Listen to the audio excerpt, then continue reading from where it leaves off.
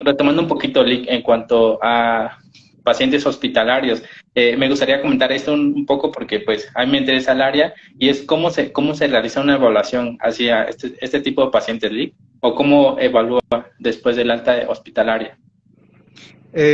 Por lo regular, pues ya al venir con un diagnóstico es como venir con una etiqueta, ¿no? De cuál fue el problema y en base a eso dices, ah, fue neurológico, pum, me voy a evaluación neurológica, ¿no? Fue pulmonar, me voy a evaluación pulmonar, ¿no? Pero a veces, pues también se tiene que ver esta parte de, ah, no está consciente, entonces neurológicamente también puede haber algo.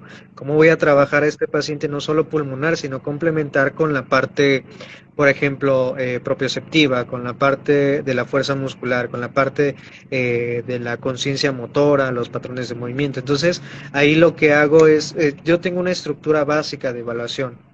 Y si es un paciente pulmonar, la adapto nada más a la cuestión pulmonar. Si es cardíaco o cardiópata, lo adapto a la parte cardiópata. Si es neurológico, lo adapto a neurológico, ¿no? Entonces, como que ya para esto, desde el 2014, 2015, empecé a hacer yo mi propia estructura. Ya en 2015 que empecé a elaborar con un médico neurocirujano, fue con quien más tuve que hacer esta estructura porque era presentarla y era que también él conociera el trabajo. Y tuve la fortuna de que él lo aceptara y que él dijera, ok, te doy la libertad de hacer lo que tú haces, lo que tú sabes hacer, pero me avisas porque yo necesito saber qué es lo que tú haces para que así yo también pueda concientizar a los pacientes y a los familiares de la necesidad que hay de lo que tú haces. Entonces sí fue una etapa muy bonita porque fue este crecimiento ya de la mano de alguien que pues obviamente tiene una estructura básica, ¿no? De intervención y pues ya de muchos años, ¿no? Entonces fue así como de, ok, vamos a hacer esto. Si es de este tipo, te lo mando. Si es de este tipo, te lo mando y te doy la recomendación y ya tú trabajas lo que tengas que trabajar. Entonces sí fue como años de práctica, error de la estructura, hasta que hoy en día te puedo decir ya tengo una estructura básica para cada uno de los tipos de pacientes. Entonces, lo primero pues es la evaluación fisioterapéutica normal, postura, movimiento, arco de movimiento, perdón, fuerza, tono, propiocepción, sensibilidad, coordinación, marcha, equilibrio, o sea, toda la estructura básica y nada más se le agrega la cuestión pulmonar, cardíaca o neurológica específicamente conforme vaya siendo el paciente. No, no en fisioterapia intensiva no te puedes cerrar a decir que solo son pacientes cardiópatas o pulmonares o neurológicos, porque hay una ventana muy grande. Ahí puedes tener pacientes desde traumatológicos o politraumatizados, pacientes con afecciones sistémicas, pacientes neurológicos, pacientes cardiópatas, respiratorios o cardiopulmonares, pacientes oncológicos, o sea, es un mix de pacientes, por eso es que uno tiene en esta área tiene que estar preparado para lo que sea. ¿Sale? Obviamente no se le da el manejo completo, porque también en el área de fisioterapia intensiva hay sus equipos. Recientemente, cuando fueron las jornadas de fisioterapia, tuve la oportunidad de estar en el taller con el maestro Salas y él nos hablaba con respecto a la estructuración de un equipo de rehabilitación en fisioterapia intensiva. Realmente en la UCI no puede haber nada más un terapeuta o un fisioterapeuta. Tienen que haber cuatro, cinco, seis, porque todos esos vamos a trabajar en movilizar al paciente, ¿no? Puede ser que haya un especialista en pulmonar, un especialista en neuro y un especialista en cardio y así sucesivamente. Entonces cada uno desde su área puede trabajar con el paciente de acuerdo a los objetivos que busca. Inclusive un dermatofuncional o dermofuncional por la cuestión de las úlceras por presión, ¿no? O varices, por ejemplo, ¿no? Que puedan generar un riesgo más adelante del paciente a una trombosis o algo así. Entonces sí es como buscar hoy en día trabajar en equipo y en base, o obviamente ya con el equipo, pues también darnos a conocer de la necesidad que tiene no solo de contratar uno, sino de tenernos a varios, porque entre varios podemos trabajar y sacar al paciente más rápido. Y también no solo fisioterapeutas, sino también terapeutas ocupacionales especialistas en cada área, terapeutas del lenguaje, que trabajen de deglución, que trabajen como tal especialistas en disfagia, especialistas en cuestión de comunicación o de lenguaje, especialistas en la parte también de, ¿qué más me falta? Psicología, ¿no? Que también es muy necesaria. A veces tú el paciente lo ves, te entiende, te escucha, pero se quiebra. No puede avanzar porque está bloqueado, tiene por ahí algo que no lo deja avanzar, que no lo deja concentrarse y pues se necesita el apoyo o inclusive los familiares, ¿no? Porque también no se trabaja solo con el paciente, sino también con el familiar. Entonces, tengo trabajo social ahí, pues no tiene que estar al pie del cañón y te digo, o sea, es un trabajo muy grande, es muy difícil poder dar una estructura básica de evaluación en la UCI. Te digo, es una evaluación muy grande y en base también a lo que se necesite, es lo que se tiene que hacer. Lick, creo que a usted, como comentó la última vez que tuvimos la entrevista, ¿no? A veces empezó picando piedra y es lo que decía, ¿no? Haciendo evaluaciones, prueba y error, pero actualmente hay libros, ¿no? Como dices, pues ahora ya hay más información y justo las evaluaciones que se hacen son, primero, lo musculoesquelético, que es de base, ¿no? De todos los terapeutas.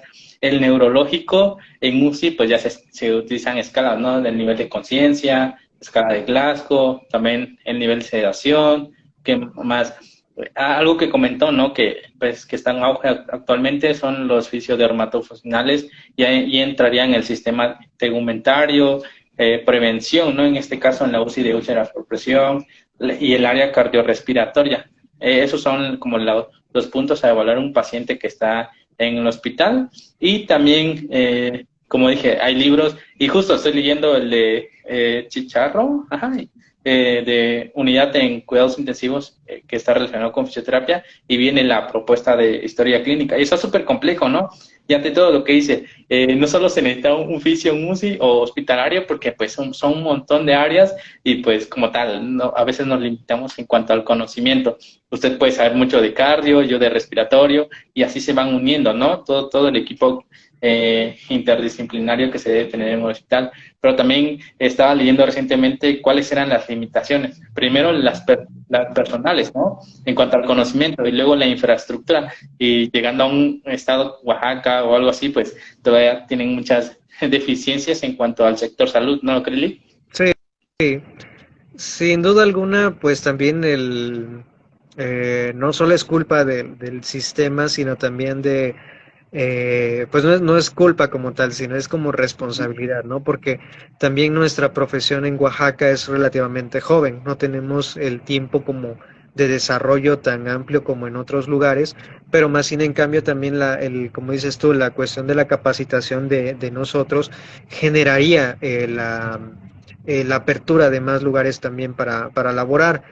Carecemos también de políticas públicas en cuanto a la parte de una estructuración, por ejemplo, en el sistema de servicios de salud de Oaxaca o alguna institución así, en el cual se estipule qué hacemos, de qué nos encargamos, de cuánto tiene que ser la matrícula de los trabajadores. Entonces, hoy en día se tiene que trabajar todavía mucho esa parte. Por ejemplo, en algunas instituciones al personal de rehabilitación se le tiene contratado como técnico, no hay un pago o un reconocimiento como licenciatura en o licenciados en, sino como técnicos, ¿no? Entonces, desde ahí creo que hay mucha falta todavía de desarrollo. Siento que a nivel institucional, si eso se mejora, pues obviamente a nivel global o estatal, pues se podría avanzar mucho. Pero también te digo, a nivel particular o privado, pues se está trabajando con otros compañeros el hecho de hacernos o darnos a conocer con respecto a qué es lo que hacemos, porque es necesario que se nos vaya reconociendo. La pandemia generó mucha necesidad de lo que nosotros hacemos, no solo de que el paciente respire bien, no solo de que el paciente no tenga flema, sino de que el paciente con lo que hace pueda llevar a cabo sus actividades, ¿no? Que se pueda parar, que tenga fuerza en el tronco, que tenga fuerza para levantar las piernas, para sentarse en la taza del baño, ¿no? Que ahí trabajamos también con el terapeuta ocupacional para la adaptación del paciente a sus actividades de la vida diaria, ¿no? Entonces te digo, es cuestión de seguir generando este desarrollo, seguir dándonos a conocer, seguir trabajando como lo estamos haciendo y no dejarlo, porque eso va a generar que, pues quieras o no, en un futuro se nos dé ese lugar que necesitamos o que nos merecemos ya por lo que estamos haciendo. Te digo, no es nada fácil trabajar con un paciente crítico, no es nada fácil trabajar con un paciente que acaba de salir de esta condición, porque también él afrontó una situación de muerte, y cómo lo llevas a cabo, cómo le ayudas a solventarlo. No es el hecho de ya se puede parar, no es el hecho de ya tiene fuerza, sino es el hecho de ahora con esa fuerza, ¿qué vas a hacer?